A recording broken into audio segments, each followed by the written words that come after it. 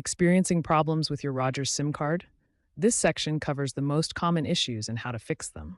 We'll address APN settings, network locks, and SIM swaps. First, let's tackle APN settings, which control your mobile data connection.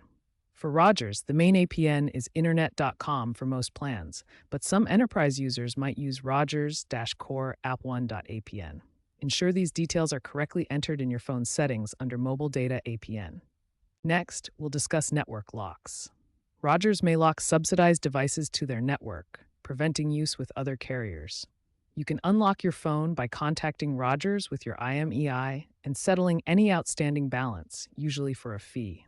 Unlocking is legal and essential for international travel or reselling your device. Finally, we'll cover SIM swaps, the process of replacing your SIM if it's lost, stolen, or damaged.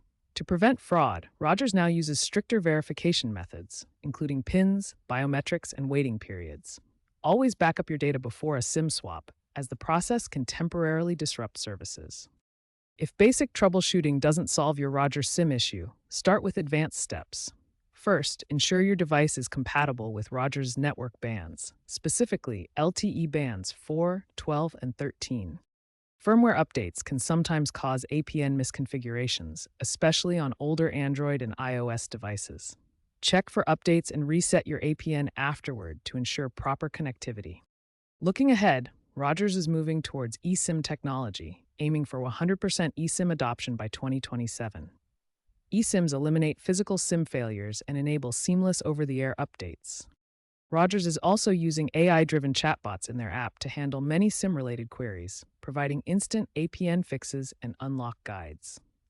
Enhanced cybersecurity measures, like blockchain-based SIM authentication, are being piloted to prevent SIM swap scams.